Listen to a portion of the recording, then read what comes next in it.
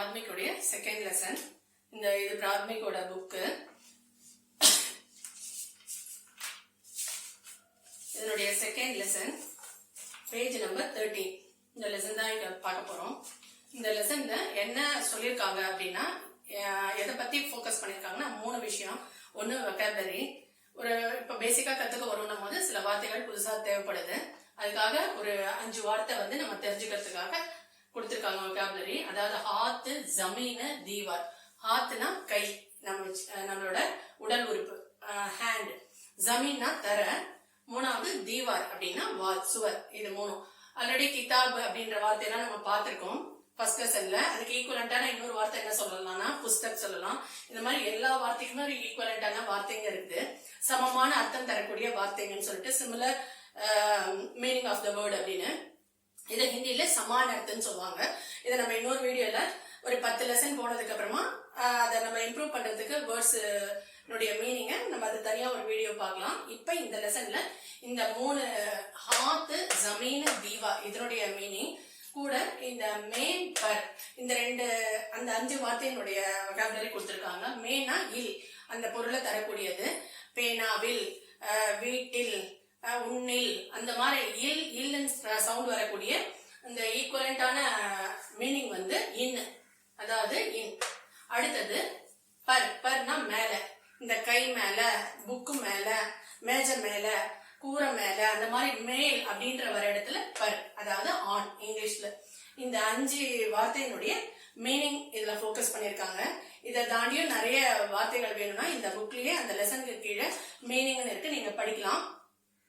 அதுக்கு அடுத்தது எந்த விஷயத்தை பத்தி சொல்லிருக்காங்கன்னா, செகண்ட் சிங்குலர் ப்ளூரல். ஒரு பொருள் இருந்தா ஹை சொல்றோம், 2 பொருள் இருந்தா ஹை சொல்றோம். அதாவது கலம் ஹை அப்படின்னா திஸ் இஸ் பென், இது பென்னு, இது புக்கு. 2 விஷயமா இருந்தா அந்த இடத்துல நம்ம யஹ்ன்னு சொல்ல மாட்டோம், ஏன்னு சொல்லி பென் அண்ட் புக் அப்படின்றதுக்கு ஆக்சிலரி வெர்ப் என்ன யூஸ் பண்றோம் அப்படின்னா, இந்த ப்ரொனவுன் ஏ அப்படின்னா they are book and pen அப்படின்னு சொல்லும் போது இந்த ஆர்னு வரக்கூடிய ப்ளூரல் ஃபார்ம் நம்ம சொல்றோம். அப்ப இஸ்ன்றது சிங்குலர், ஆர்ன்றது ப்ளூரல். இதே இங்க போக்கஸ் பண்ணிருக்காங்க. ஒரு பொருளுக்கு சொன்னா கலம் ஹை. ஏன்னும் போது 2 ஆயிடுது. கலம் ஒரு கிதாப், அந்த இடத்துல ஹை சொல்ல மாட்டோம், ஹை. இந்த ஒரு விஷயத்த சொல்லிருக்காங்க. 3வது விஷயம் என்னன்னு கேட்டா, மேம்பர் அப்படின்னா என்னன்னா கேஸ். கேஸ்னா என்னன்னா தமிழ்ல வேற்றுமை உறவு, காரக்குன்னு ஹிந்தில சொல்றோம்.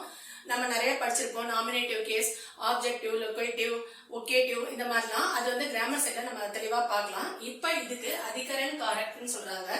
அதிகரன் காரக்ட்னா ஒரு பொருள் எங்க லொகேட் ஆயிருக்குன்ற லொகேட்டிவ் கேஸ் பத்தி தான். ஒரு செயல் நடக்கிறதுக்கு ஆதாரமா எது இருக்கோ அதுக்கான உறுப்பு மே, பர். இத விபக்தின்னு சொல்றோம் ஹிந்தியில. இது அதாவது இது எப்படி இதனுடைய உபயோகம் இருக்கு அப்படின்னா, 2 பெயர் சொல்லுக்கு நடுவுல இதனுடைய உபயோகம் இருக்கு. இது உருவத்துல சின்னது, ஆனா உபயோகத்துல பெருசு. இப்ப இது புத்தகம், இது கை, 2 பெயர் சொல்லிருக்கு.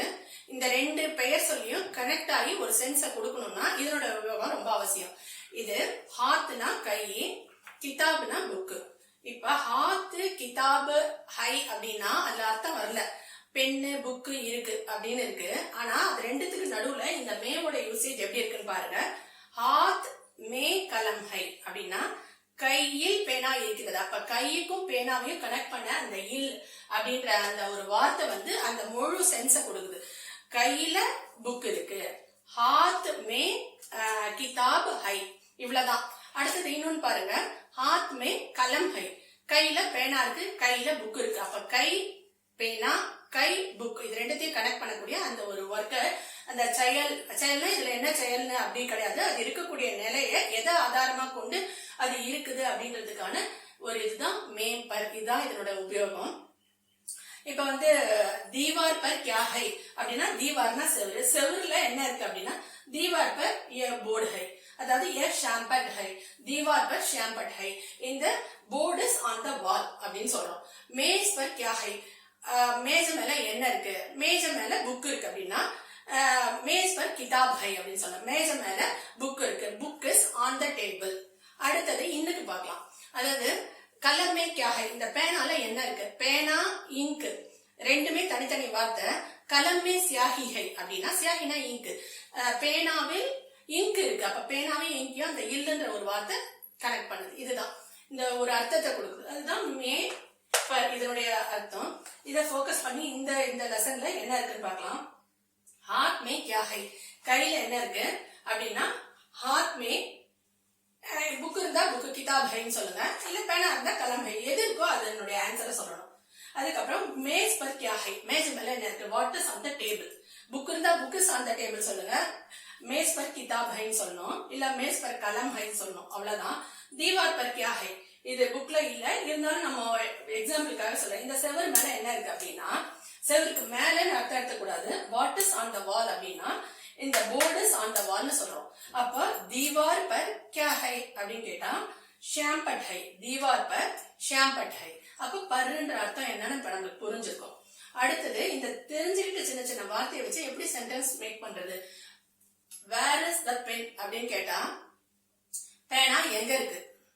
கலம் கஹா ஹை, இப்படி நம்மளே ஒரு சென்டென்ஸை ஃப்ரேம் பண்ணலாம். அடுத்தது what is in the hand அப்படின்னா, அதே பேனாவை வச்சு கையில என்ன இருக்குன்னா, அந்த பேனாவை வச்சு கையில பேனா இருக்கு. அப்ப இன்னொரு ஒரு சென்டென்ஸை நம்ம ஃப்ரேம் பண்றோம். இப்படி சின்ன சின்ன வார்த்தைகளை வச்சு எப்படி சென்டென்ஸ் ஃப்ரேம் பண்றது நம்ம இங்க பார்க்கலாம். இங்க அடுத்த விஷயம் என்னன்னா, இந்த இடத்துல இங்கிலீஷை பொறுத்த வரைக்கும் WH கொஸ்டினுக்கு அப்புறமா ஆக்சிலரி வெர்ப் இமிடியேட்டா வருது.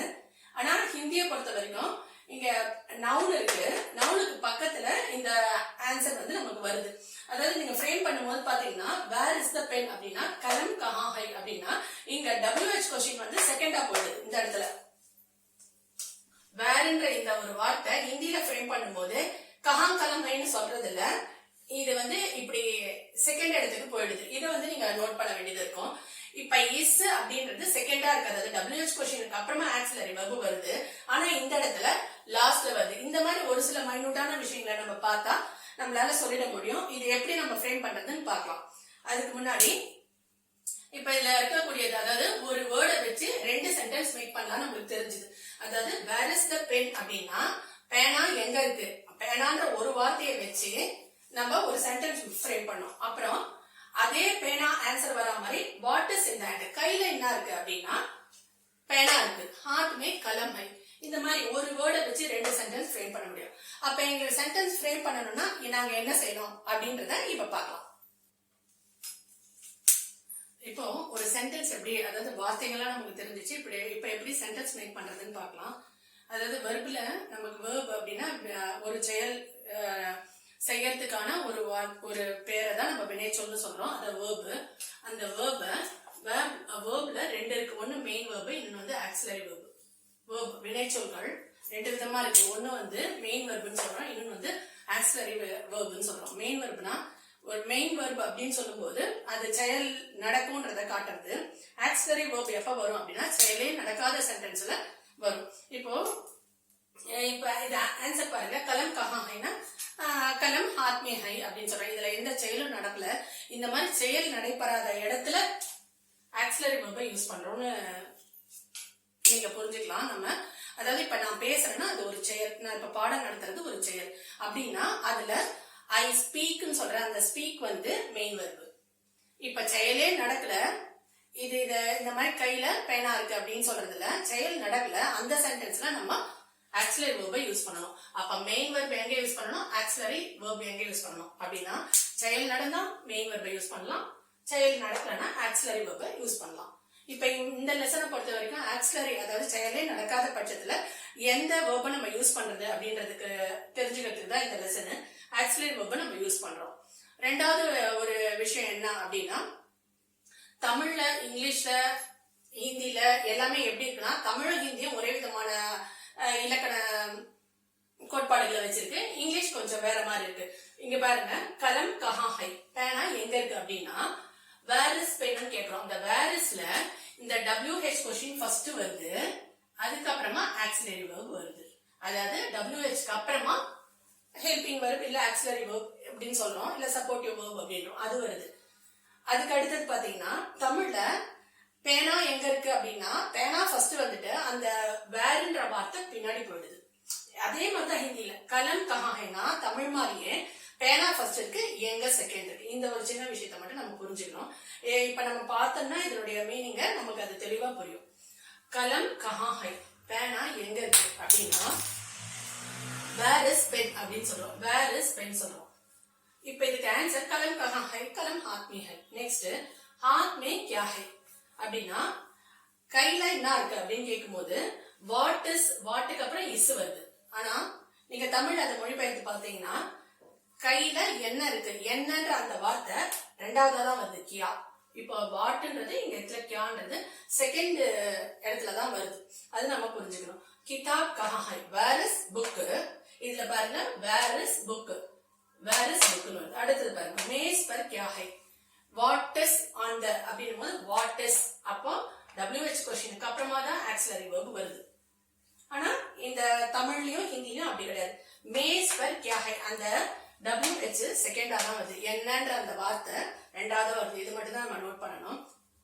அடுத்து இங்க பாருங்க மேஸ் और कुर्सी कहाँ है அப்படின்னு சொல்லும்போது ரெண்டு பொருள். அப்ப வாட் ஆர், வாட் இஸோ இல்ல வாட் ஆரோ இல்ல வேர் ஆரோ எதா இருந்தாலும் WHக்கு அப்புறமா வருதுன்றத இங்கிலீஷ்ல. ஹிந்தியில அப்படி கிடையாது. இந்த கஹான்ற வார்த்தை ஃபர்ஸ்ட் வரல, அதாவது WH கொஸ்டின் செகண்டா வருது. இவ்வளவுதான் நம்ம புரிஞ்சுக்கிறோம். இன்னொன்னு வந்து மேஸ்ன்ற ஒரு சிங்குலர் வேர்டுக்கு ஹை யூஸ் பண்றோம். இங்க மேஸ் குர்சின் ரெண்டு விஷயம் இருக்கிறதுனால இங்க ப்ளூரல் ஆக்சிலரி வெர்பை யூஸ் பண்ணிருக்கோம். அப்போ ப்ரனவுனோ இல்ல நவுனோ எப்படி சிங்குலரா இருந்தா ஆக்சிலரி வெர்பும் சிங்குலரா இருக்கும், இல்ல இது ப்ளூரல்ல இருந்தா இதுவும் ப்ளூரல்ல தான் இருக்கும். அது மட்டும் தான் பார்க்கணும். இப்ப கடின்றது சிங்குலர், அதனால அந்த ஆக்சிலரி வெர்பை ஹை யூஸ் பண்ணிருக்கோம். இந்த இடத்துல பாத்தீங்கன்னா மேஸ் और कुर्सी ரெண்டு பொருள், அதனால இந்த ஹை யூஸ் பண்ணிருக்கோம். அப்ப மேஸ் और कुर्सी कहाँ है, வேர் ஆர் இந்த இடத்துல பாருங்க டேபிள் அண்ட் சேர் அப்படின்னு சொல்லும் போது அந்த இடத்துல ஆர்ன்ற ஆக்சிலரி வெர்ப் யூஸ் பண்ணிருக்கோம், அதாவது ப்ளூரல் ஃபார்ம். இது நம்ம நோட் பண்ணிக்கலாம். அவ்வளவுதான் இந்த லெசன்ல புரிஞ்சிருக்கும்னு நினைக்கிறேன். திரும்ப ஒரு சின்ன விஷயம், அதாவது செயல் நடந்தா அதை மெயின் வெர்ப் யூஸ் பண்றோம். வேர்ப்ல ரெண்டு category, main verb, auxiliary verb. செயல் நடந்தா மெயின் வெர்ப் யூஸ் பண்ணலாம், செயலே நடக்கலன்னா ஆக்சிலரி வெர்பை யூஸ் பண்ணலாம். இந்த ஆக்சிலரி வெர்ப் இங்கிலீஷை பொறுத்த வரைக்கும் WH கொஸ்டின் வந்துட்டு அதுக்கப்புறம் ஆக்சிலரி வெர்ப் வரும். தமிழ்லயும் ஹிந்திலயும் அப்படி கிடையாது. நம்ம பேச்சு வழக்குல எப்படி யூஸ் பண்றோமோ அதே மாதிரிதான். அந்த என்ன, எங்க, எப்படி எல்லாமே வந்து செகண்டா வருது. அது தமிழ்லயும் ஒரே மாதிரி தான் இருக்கு, ஹிந்திலயும் ஒரே மாதிரி தான் இருக்கு. அதனால அது நம்மளுக்கு பிளெக்சிபிளா ரொம்ப கம்ஃபர்டபுளா நம்ம கத்துக்கிறதுக்கு ஏதுவா இருக்கு. இப்ப இந்த லெசன்ல இருக்கக்கூடிய சென்டென்ஸை பார்ப்போம். இப்ப எல்லாமே நமக்கு தெரிஞ்சதா தான் இருக்கும். வாசிச்சு பாருங்க. ஹாத் மே கலம் ஹை, அர்த்தம் உங்களுக்கு தெரியும், கையில பேனா இருக்கு. கலம் கஹா ஹை, வேர் இஸ் பென். கலம் ஹாத் மே ஹை, pen is in the hand. இதே தான் திரும்ப திரும்ப ரிப்பீட் பண்ணி கொடுத்திருக்காங்க. கடி தீவார் பர் ஹை அப்படின்னா கடிகாரம் செவத்து மேல இருக்கு. Clock is on the wall, அப்ப what is on the wall, தீவார் பர் கியா ஹை, தீவார் பர் கடி ஹை. கிதாப் மேஸ் பர் ஹை, புக் டேபிள் மேல இருக்கு, book is on the table. அப்போ மேஸ் பர் கியா ஹை, what is on the table. இவ்வளவுதான். அடுத்து ரெண்டு விஷயமா இருக்கும்போது குர்சி ஜமீன் பர் ஹை, அதாவது chair is on the floor, தர மேல சேர் இருக்கு. இப்ப இந்த இடத்துல பாருங்க குர்சின்றது ஒரு சிங்குலர், அதனால குர்சி ஜமீன் பர் ஹை அப்படின்னா சிங்குலருக்கான ஹை யூஸ் பண்ணிருக்காங்க. ரெண்டு மேஸ் और குர்சி ஜமீன் பர் ஹை அப்படின்னா மேஜையும் நாற்காலியும் தரையின் மேல் இருக்கின்றன, அதனால அங்க are. Table and chair on the floor are on the floor, table and chair are on the floor. அவ்வளவுதான். தரைக்கு மேல டேபிளும் நாற்காலியும் இருக்கின்றன. அவ்வளவுதான். இதுல கடைசியா நம்ம ரீகால் பண்ண வேண்டிய விஷயம், அந்த அதிகரன் காரக் மேம் பர் இதனோட உபயோகம் என்ன அப்படின்றதுதான். மேக்கு இன்னுன்ற அர்த்தம் இங்கிலீஷ்ல ஐஎன் இன்னு, பர் வந்து ஆன் மேல, அதாவது ஒரு இடத்தினுடைய செயல் எங்க ஆதாரமா வச்சு நடக்குது அப்படின்றதுக்கான இது ஒரு கேஸ் சென்டிங், இது லொகேட்டிவ் கேஸ். இவ்வளவுதான் இந்த லெசன். டவுட் இருந்தா சொல்லுங்க. நன்றி.